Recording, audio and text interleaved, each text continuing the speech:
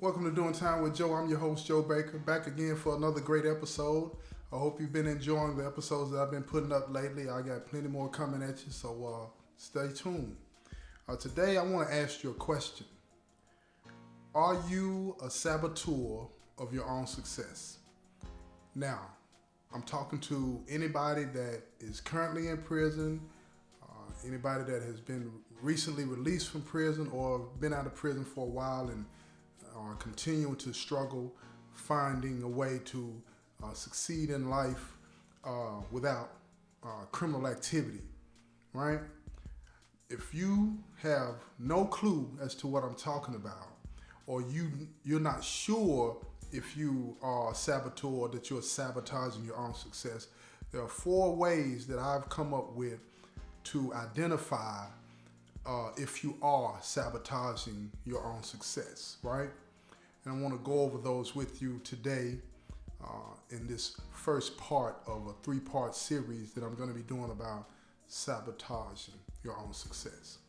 The first thing that I would like to point out to you as a way to identify if you are a saboteur of your own success is if you have not identified and corrected the issues that brought you to prison in the first place, you are on the pathway to sabotaging your success. Now, what do I mean by identifying and correcting? What I'm talking about is what played into your processes that made you believe that the option that you chose would help you solve the problem that you were facing, whether it was you trying to pay your rent, impress a female, impress a male, you felt disrespected, whatever the issue was, what is the process that played into you coming up with the idea of committing a crime to solve that problem? You may have come from a broken home. You may have an undiagnosed mental illness, which is something I talked about in a couple of episodes back. You might want to check that out. You may be somebody that just has fractured thinking. Your moral compass may be off. But if you haven't identified that, then it's going to be hard for you to function and move forward in a way that is going to be successful absent criminal activities, right? And I hope to get into that a little bit later on, a little bit more.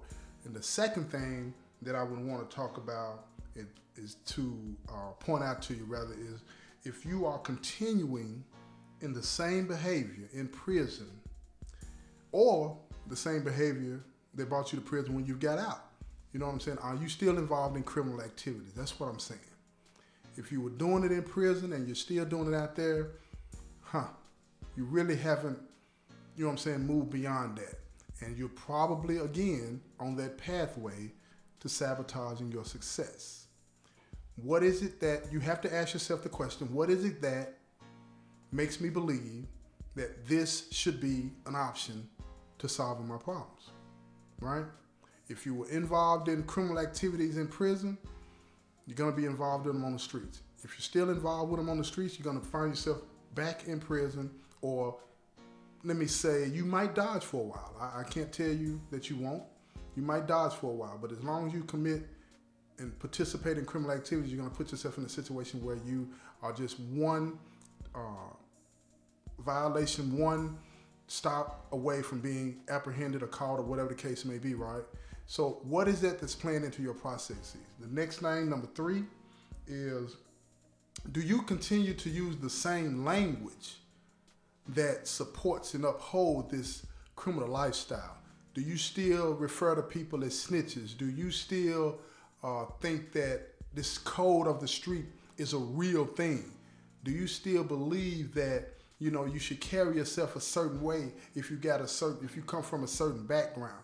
Do you still believe that gang life and gang activity and criminal activities are something that should be considered in trying to solve your problem? If you're still using that type of language, still having those types of conversations, again, you're sabotaging your success, right? And the fourth thing that I find to be probably the most important, maybe second to the first one, I'm gonna put it like that, and that is do you continue to hold on to your reputation?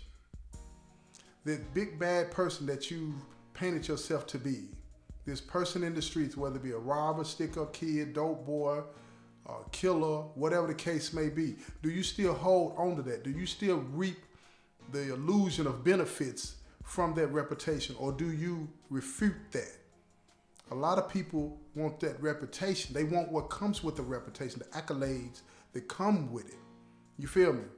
And if you still crave that, if you still want that, if people come up to you and still say, man, I heard about you when you was doing this and doing that, and that makes you feel good, you are still on the path to sabotaging your success. Now, let me explain what all four of these things have in common and why I say that you're on the pathway of sabotaging your success. All four of these things that I just talked about leave the door open to you choosing crime as a way to solve your problems. They leave the door open, and you may be doing that consciously, and if you are, you might want to talk to somebody. You might be borderline sociopath. If you're doing it from a subconscious standpoint, which that's very possible, very likely, then you're not really aware of what's going on. This has just become habit to you. You know what I mean? And again, you might want to talk to somebody about that. My thing is moving beyond the things that hinder you from becoming a successful person, absent criminal activity. And before you can do that, you have to be able to identify and come to the conclusion that you are sabotaging your success. It's easy for people to say, you need to quit doing this and you need to quit doing it, but you need to identify these things and figure out why you still crave that attention, why you still act the way you act when somebody might bump into you or somebody might say something to you in a certain way and you take that as disrespect and you feel like you want to solve it by putting your hands on them, or you have a problem with paying your rent and you feel like you need to go sell some drugs or go rob somebody to pay that. You need to ask yourself, why do you leave that door open?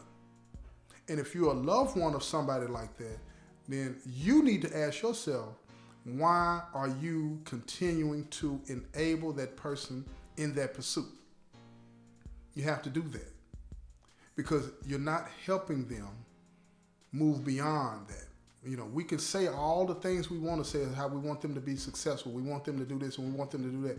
But I assure you that if we continue to use crime as solutions to our problems, we will not be able to move beyond the point of where we are actually successful, so that the next generation that is watching us all the time will see us as somebody that we can trust, that they can trust.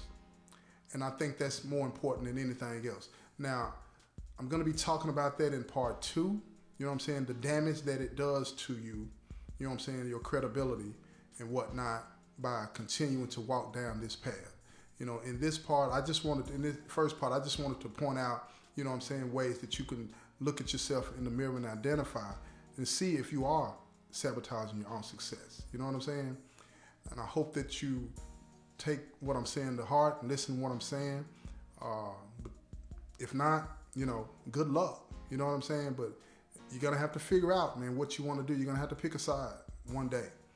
And it doesn't matter how old you are, how young you are.